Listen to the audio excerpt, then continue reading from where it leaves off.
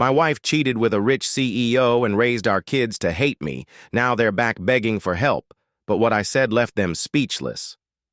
I was married to my wife Carly for 25 years. I was 50, she was 48, and we've got 2 kids. Zach, 27, male, and Emily, 25, female, who had already moved out and started their own lives. From the outside, we probably looked like one of those solid couples who had life all figured out, but behind the scenes, it was a different story. Before we had Zach and Emily, Carly worked as an office manager at a small company. She loved it and was really good at it. But when Zach was born, she decided to step away from her career to stay home and raise the kids. At the time, it felt like the right choice. I was working full-time as an IT support manager, and we figured we'd get by on my income while Carly focused on the kids. I respected her decision, and I thought we were working as a team. For a while, it worked. Carly took on the brunt of the parenting, school drop-offs, helping with homework, everything. I made sure to tell her how much I appreciated her, even if I couldn't always be there to help. But as the kids got older, things started to get tight financially. Raising 2 kids wasn't cheap, and we were down to just one income. Every unexpected expense, a car repair, a school trip, even back-to-school shopping, felt like a mountain to climb. I picked up extra hours whenever I could, sometimes working late nights or weekends just to keep things steady. I hated it. There were days when I'd leave the house before the kids woke up and come home after they were already in bed. Carly would point out how little time I spent with them, and she wasn't wrong. But what was I supposed to do? We needed the money. Even though I was trying, Carly grew more and more resentful. I think a part of her felt trapped. She'd given up her career for the family, and now that Zach and Emily were older, there wasn't much for her to focus on anymore. She'd make little comments about how other families seemed to have figured it out while we were still just getting by. It stung. I was already feeling like a failure for not providing the life she wanted, and hearing it from her only made it worse. Then things started to change in ways I couldn't ignore. Carly became very particular about her appearance, getting her hair done regularly, buying expensive clothes she didn't really need, and wearing makeup every day, even when she wasn't going anywhere special. She also started going out more frequently, saying she was meeting old friends or attending community events. I didn't question it at first. I thought maybe she's just trying to find something for herself, and I didn't want to be the guy who stopped her. If she needed that time, I wanted to support her, but after a while, it started to feel off. She'd come home late, smelling like a fancy perfume I didn't recognize, and brush it off when I asked where she'd been. Things hit a breaking point one night when she told me she had a book club meeting. It was 8 p.m., and I remember thinking, who has a book club this late? Something about it didn't add up. For the first time in our marriage, I did something I never thought I'd do. I followed her. She left the house dressed nicer than usual, which was already a red flag. I kept my distance, following her car across town, until she pulled into the parking lot of a small coffee shop. I parked far enough away that she wouldn't notice me, and waited. After about 10 minutes she walked inside, and I saw her sit down with a guy I didn't recognize. He was maybe mid-40s, a little younger than us, and they were laughing and talking like they were the only 2 people in the world. At first I told myself it could be innocent. Maybe he was an old friend, or someone from one of her volunteer groups. But then they got up, walked out hand in hand, and got into his car. I followed them to a hotel just a few blocks away. They didn't even hesitate. They walked right in together. I sat in my car for what felt like hours, trying to wrap my head around what I'd just seen. Part of me wanted to go inside and confront them, but another part of me knew it was pointless. I'd seen enough. When I got home, I packed a bag and left a note on the kitchen counter. I know what you're doing. Don't bother lying. Then I drove to a friend's house and crashed on their couch for the night. The next day, I called a divorce lawyer. When I confronted Carly, she didn't even try to deny it. She just sat there, calm as ever, like she'd been expecting this conversation. When I told her what I'd seen, the coffee shop, the hotel, she nodded and said, "Well, I guess there's no point in lying, is there?" She admitted she'd been seeing Rick for almost a year. He wasn't just some fling, apparently. Rick was loaded. He owned a few businesses, had a giant house across town, and understood her in ways I never could. Her words, not mine. She didn't try to sugarcoat it. "I wasn't happy," she said. "Rick makes me feel appreciated. No tears, no begging for forgiveness, nothing." It was like she'd been waiting for me to figure it out so she could finally move on. She listed off her reasons like she was justifying a business decision. She was lonely. She felt like we drifted apart. She missed feeling wanted. Then she hit me with, "You've been so focused on work for years I didn't think you even noticed me anymore." Like that somehow made her sneaking around okay. I just stood there letting her talk, but inside I was fuming. She'd traded 25 years of marriage for someone with a bigger bank account, and she wasn't even pretending to regret it. The only time she hesitated was when I said, "I'm filing for divorce." "You're sure about that?" she asked, tilting her head like she was surprised I'd actually follow through. "I'm done," I said. "You made your choice, and now I'm making mine." She didn't argue. She just said, "All right, I guess this is for the best." It was so cold, so calculated, like this was just another step in her plan. Filing for divorce ended up being easier than I thought. I think I'd been mentally done with our marriage for a while, so once I had a reason to leave, I didn't hesitate. The hardest part wasn't leaving Carly. It was knowing I'd have to tell Zach and Emily. They were adults, but this wasn't some small thing I could brush under the rug. I knew it was going to hit them hard. What I didn't expect was just how little support I'd get from the two people I thought would have my back. I decided to tell them separately. I started with Zach, thinking he'd be the more level-headed one. We met at a diner he liked, the kind of place with greasy burgers and coffee that tasted like motor oil. He was sitting there scrolling on his phone when I walked in. I sat down, made some small talk, and then just ripped the Band-Aid off. "I'm divorcing your mom," I said. Zach's face went blank for a second. Then he put his phone down and said, "Why?" "She's been having an affair," I told him, keeping my voice steady. I didn't want to make it sound like I was fishing for sympathy. I saw her with the guy, and she admitted it when I confronted her. I thought Zach would get it. I mean, cheating is cheating, right? Instead, he leaned back in the booth and let out this long sigh, like I'd just told him his favorite team lost the playoffs. "Dad, come on," he said. "Are you sure you're not blowing this out of proportion? Maybe you two just need counseling or something." "Blowing it out of proportion?" I repeated. "She's been seeing this guy for almost a year. It's not a misunderstanding. It's over." Zach didn't look convinced. "Yeah, but Mom's been a stay-at-home mom for years. Don't you think maybe she felt, I don't know, stuck? Lonely? You've been working a lot, and maybe she just needed..." "She needed to cheat on me?" I cut in. "If she felt stuck or lonely, she could have talked to me. She didn't. She chose to sneak around instead." Zach shrugged, like it wasn't a big deal. "I'm just saying, maybe you shouldn't rush into divorce. You've been married for 25 years. That's worth something, isn't it?" I couldn't believe what I was hearing. I sat there, stunned, while Zach went on about how divorce would complicate things and how I needed to think about what it would do to the family. Not once did he say Carly was in the wrong. Not once did he say he understood where I was coming from. By the time I left the diner, it was clear Zach wasn't on my side. I thought Emily might be different, but I was wrong about that too. When I told Emily, her reaction was even colder. We met at a park near her apartment, and I walked her through what happened. She didn't even blink. "Okay," she said when I finished. "So what are you going to do?" "I've already filed for divorce," I said. She crossed her arms and frowned. "Isn't that a little drastic? I mean, Mom made a mistake, sure, but are you seriously just giving up on your marriage?" "She didn't make a mistake, Emily. She made a choice," I said, trying not to sound as frustrated as I felt. "A mistake is forgetting an anniversary or saying something hurtful in a fight. This is something else entirely. Emily shook her head. You don't get it. Mom gave up everything for us.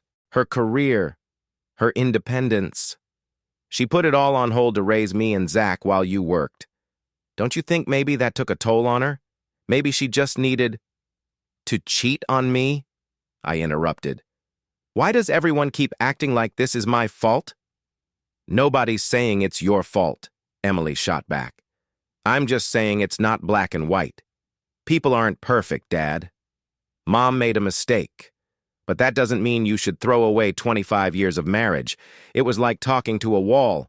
No matter what I said, Emily kept coming back to how much Carly had sacrificed for the family and how I needed to think about the bigger picture. When I told her it wasn't up for debate, she got defensive. Well, if you're set on this, don't expect me to take sides, she said. I'm not asking you to take sides, I said, though I was starting to realize that was exactly what done. By the end of the conversation, I was exhausted. Zach and Emily weren't just unsupportive. They were outright dismissive of everything I'd been through. It felt like they were more concerned about Carly's feelings than mine, like her betrayal was somehow justified because she'd been lonely or sacrificed too much. And the worst thing is that Carly didn't even care. Over the next few weeks, things got even worse. Zach and Emily started pulling away. They'd always been good about calling or texting every now and then, but now I was lucky to hear from them once a month. When I tried to check in, the conversations were short and awkward. I could tell they were spending more time with Carly and Rick. I'd see pictures on Facebook, family dinners, birthday parties, holidays, and I wasn't in any of them. They didn't outright cut me off, but the message was clear. I wasn't part of their inner circle anymore. The final blow hit me a few months after the divorce was finalized. Emily called me out of nowhere to share some news she'd gotten engaged. For a brief moment, I felt like I was part of her life again. My little girl was getting married, and she actually thought to call me. I congratulated her, my voice cracking a little, as I told her how happy I was for her. But when I asked about the wedding, there was a pause on the line. And in that split second, I knew something was wrong. Well, Mom and Rick will be there, and Rick will be walking me down the aisle, she said quietly, like that explained everything. I frowned, confused. So it'd be awkward if you came, she said, her voice barely above a whisper. I froze. Awkward? Awkward for who? I wanted to scream. My daughter was telling me point blank that I wasn't welcome at her wedding because it might ruffle Carly and Rick's feathers. The guy Carly cheated with, the one who wrecked our family, had a spot at her wedding and would be walking her down the aisle, but her own father wasn't even invited. You're serious? I asked, my throat tight. It's just you know how things are, she said, sounding uncomfortable but not sorry. It'll be easier this way. Easier for who? Definitely not for me. I sat there, gripping the phone, trying to hold it together. All right, I said finally, because what else could I say? That was it. I wasn't invited to my own daughter's wedding. My chest felt heavy, like someone had punched a hole through it and left nothing but air. And just when I thought it couldn't hurt more, Zach followed suit a few months later. His excuse was almost identical. Mom and Rick will be there. You won't be comfortable if you come. Hearing it from him was like a knife twisting in my chest. Zach had always been the one I thought I could reason with, the one who'd eventually understand. But no, he'd made his choice too. At that moment, I realized I hadn't just lost my wife, I'd lost my kids too. Carly hadn't just cheated on me, moved on with that rich guy, and managed to pull Zach and Emily into her corner. She'd shut me out completely. It felt like she'd won, like she'd taken everything from me and left me standing in the wreckage of a life I'd spent decades building. But I couldn't just let it go. I kept trying. I'd send Zach and Emily texts, leave voicemails just checking in. I'd say, "Hope you're doing well." Sometimes they'd reply with short, polite messages, 1 or 2 words at most, but more often than not, my messages went unanswered. There was one night about 9 months after the divorce when I was feeling especially lonely. The house was too quiet, and I hadn't spoken to anyone in days outside of work. On a whim, I called Zach. When he picked up, I could hear the faint sound of a TV in the background. "Hey, Zach," I said, trying to sound upbeat. "I was just thinking, why don't you and your fiancé come over for dinner one night this week? It's been a while, and I'd love to catch up." There was a long pause on his end. Then he sighed. "I'd like to, Dad, but we're super busy right now. Wedding planning, maybe some other time." I swallowed the lump in my throat and forced a smile he couldn't see. "Sure, I get it. Another time." "Yeah, for sure," he said. "I'll call you when things settle down." He didn't call. That was the moment it fully sank in. I wasn't a priority in their lives anymore. I was just an obligation they'd occasionally remember when it was convenient. The hope I'd been holding on to started to fade little by little. I tried to convince myself that it was better this way, that staying in a marriage where I wasn't respected would have been worse. But there was always this gnawing voice in the back of my head, wondering if I'd made the wrong choice. Should I have fought harder? Should I have swallowed my pride and stuck it out for the sake of the family? I never got an answer. Life just moved on without me. I spent the next 8 years keeping my head down and throwing myself into work.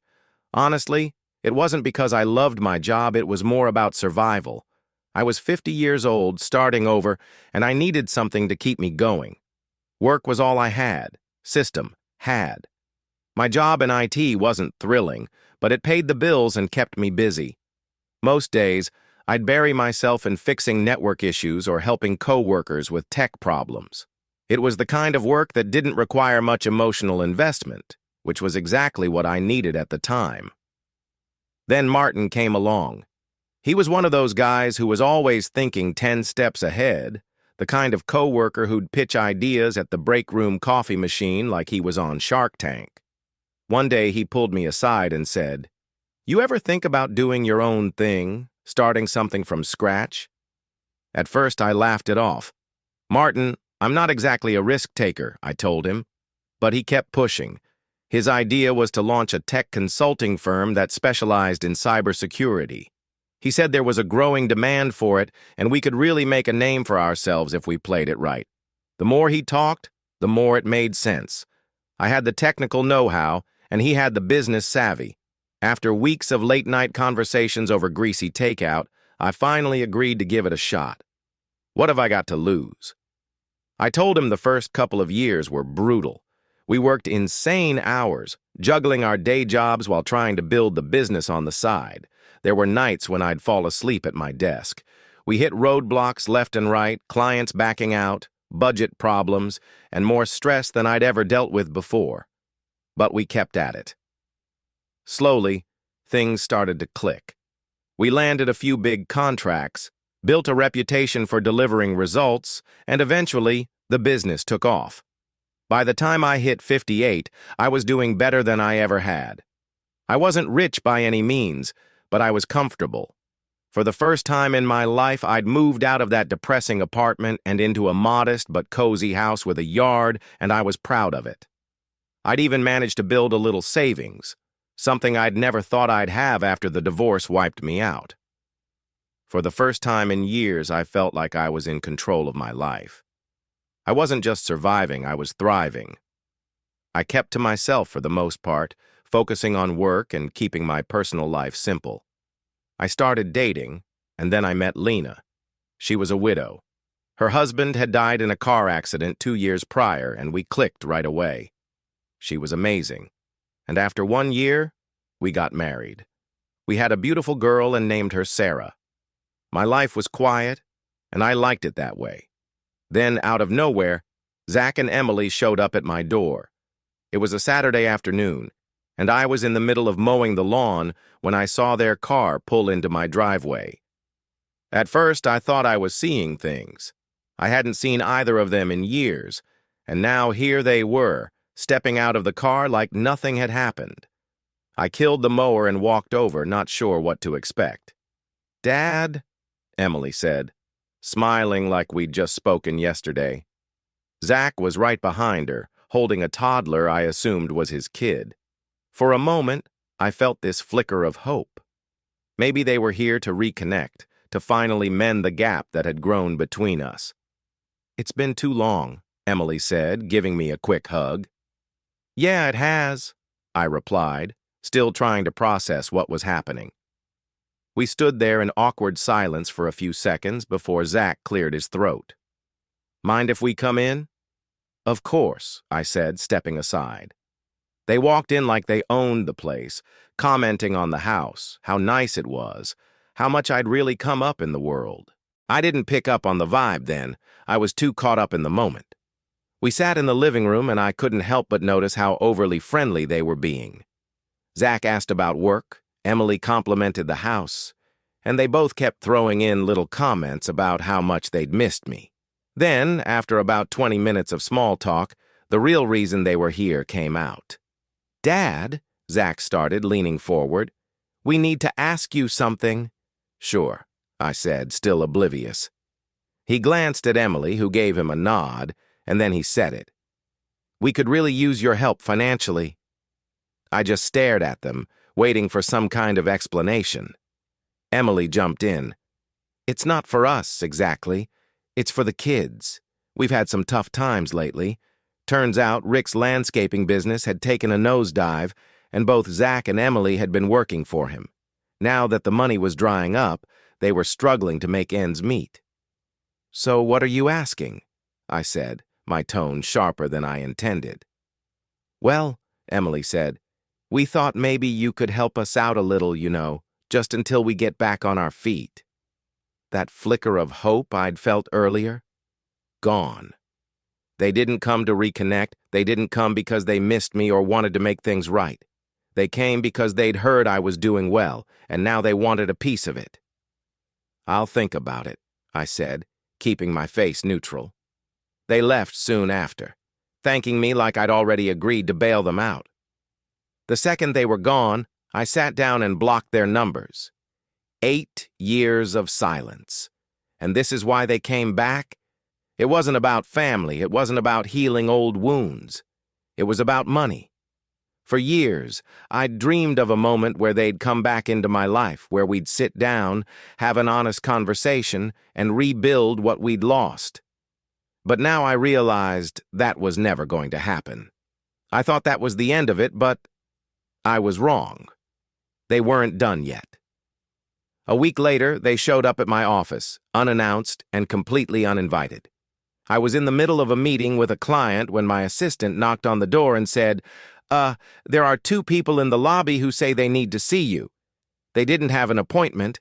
Tell them to leave their names and I'll get back to them," I said, annoyed. She hesitated. "They're saying they're your kids." My stomach dropped. Of course it was Zach and Emily. I told her to ask them to wait, figuring I'd deal with them after the meeting, but apparently, patience wasn't in their vocabulary. Not 5 minutes later, I heard voices down the hall.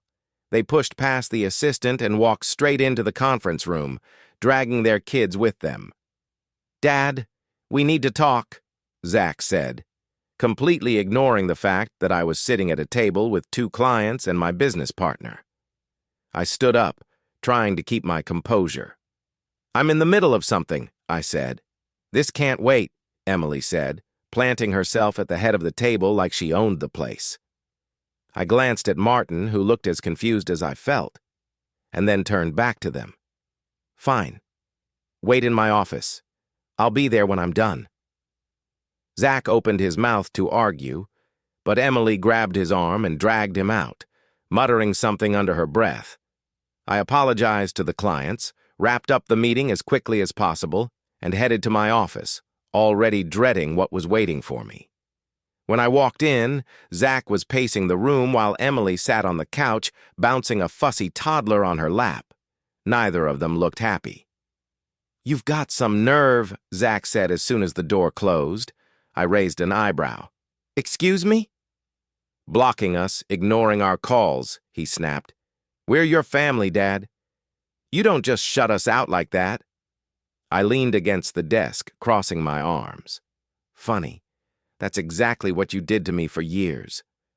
Or did you forget about that?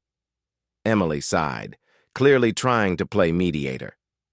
Look, we get it, okay? We screwed up, but we're trying to fix things. That's why we came here today. No, you're here because I wouldn't hand over money, I said. It's not about the money, Zach said, his voice rising. It's about the kids. They deserve to know their grandfather. I glanced at the toddler squirming on Emily's lap. I didn't even know his name. They'd kept me out of their lives for years, and now, suddenly, I was supposed to play the doting grandpa. I've never even met them until today, I said, keeping my voice steady. You've spent years shutting me out, and now you're dragging them here to guilt me into helping you. That's low, even for you. Zach's face turned red. Unbelievable. Do you even hear yourself? You're punishing us for making a mistake, and the only people you're hurting are those kids. You mean the kids you didn't let me meet for 8 years? I shot back. The toddler started crying, probably sensing the tension, and Emily immediately jumped up to soothe him. Can we all just calm down? She said, her voice strained. But Zach wasn't calming down. He was getting angrier by the second. You're acting like a bitter old man, he spat. Do you even care about anyone but yourself? That was it. I'd had enough. I stood up straight and pointed to the door. Get out. Now Zach looked like he was about to argue, but Emily grabbed his arm again. Let's go, she said through gritted teeth, her face pale. They left, but not before Zach turned back and hissed. You're going to regret this when you're old and alone. Don't come crying to us. The door slammed behind them, and I just stood there, shaking with anger. I'd been holding on to some small hope that maybe, deep down, they still cared about me. But now, I realized the truth. They didn't care about fixing our relationship. They cared about what I could do for them. I spent the rest of the day trying to focus on work, but my mind kept replaying the scene in my office. The audacity of them barging in like that, acting like I owed them something. It was almost laughable. A few days later, they took it a step further. This time, it was an email. The subject line was, "Let's start fresh." I opened it, more out of curiosity than anything else. It was a long, overly wordy apology. They admitted they'd messed up, said they regretted shutting me out, and claimed they wanted to make things right. But buried halfway through the email was the real reason they were reaching out. We've been working on a new business idea, it said. It would mean the world to us if you could invest in it. We're not asking for a handout, just a little help to get started. I didn't even finish reading. I slammed the laptop shut and stared at the wall, trying to keep my temper in check. They hadn't changed. They didn't care about reconnecting. They didn't care about me. All they wanted was my money. I didn't respond. This time, I didn't even bother pretending to think about it. I was done. I made the decision to cut them off completely. After their constant demands and manipulations, it was clear Zach and Emily weren't interested in fixing anything. They just wanted what I could give them. I blocked their numbers, removed them from every social media account, and even changed my email address. I wasn't going to leave any door open for them to use me again. At first, I felt a twinge of guilt. Cutting off my own kids felt drastic, but it wasn't like they'd left me with much choice. For 8 years, they had no problem keeping me out of their lives. Now, they could stay out of mine. It wasn't easy. There were moments where I questioned myself. What kind of father cuts off his kids? But every time I thought about letting them back in, I remembered how they treated me. Not just recently, but for years. The silent birthdays, the weddings I wasn't invited to, the way they only came around when they needed something. They didn't want a father. They wanted a resource. So, I moved forward. I threw myself into work, took up new hobbies, and even started traveling a little. I made peace with the fact that my family wasn't coming back. It was freeing in a way to stop waiting for something that was never going to happen. Then, out of nowhere, Carly showed up. It was a Saturday morning, and I was just finishing my coffee when I heard the knock at the door. When I opened it, there she was, my ex-wife, standing on the porch, looking nothing like the confident woman she'd been when she left me for Rick. She looked old, tired, worn down. Her clothes were faded, and there was a desperation in her eyes I hadn't seen before. "Carly," I said, my voice flat. "What do you want?" She hesitated. "Can I come in?" "No," I said, crossing my arms. "Say what you need to say." She swallowed hard, glancing at the ground. "Rick's gone," she said quietly. "His business went under and he left." I raised an eyebrow. "Left, as in he just took off." She nodded, tears brimming in her eyes. "He drained everything we had and disappeared. I have nothing, no one to turn to. I didn't know where else to go." I leaned against the doorframe, trying to process what she was saying. The man she left me for, the man who was supposed to give her the better life she'd always wanted, had bankrupted her and walked away. "What exactly are you hoping to get from me?" I asked, keeping my tone neutral. "I don't know," she admitted, her voice cracking. I wanted to say I'm sorry. For everything. I was selfish and stupid, and I see that now. I threw away the best thing I ever had for someone who didn't care about me." Her words hung in the air, but they didn't hit me the way they might have years ago. I didn't feel angry or vindicated. I just felt nothing. "I appreciate the apology," I said finally, "but it doesn't change anything. You made your choice, Carly. You walked away, and now you're dealing with the consequences. That's not my problem anymore." Tears streamed down her face, but I didn't waver. I'd spent too many years letting people walk all over me, and I wasn't about to let her back in just because she was desperate. "I don't expect you to forgive me," she said, her voice barely above a whisper. I needed to tell you. I needed you to know how sorry I am." I nodded once, stepping back into the house. "I hope you figure things out, Carly, but this is where we leave it." And with that, I closed the door. After she left, I sat down in my quiet house, feeling a strange mix of emotions. It wasn't satisfaction or triumph. It was closure. For the first time, I felt like I could finally let go of everything. The marriage, the betrayal, the pain. It was all behind me now. I've spent the last few months focusing on myself, my wife, and my little daughter. My work, my hobbies, my peace. I don't look back anymore. Cutting ties with Zach and Emily wasn't easy, but it was the right choice for me. As for Carly, her apology didn't change the past, but it gave me the final push I needed to move forward. I've made peace with the fact that my life doesn't look the way I thought it would, but it's mine, and finally at a place where that's enough.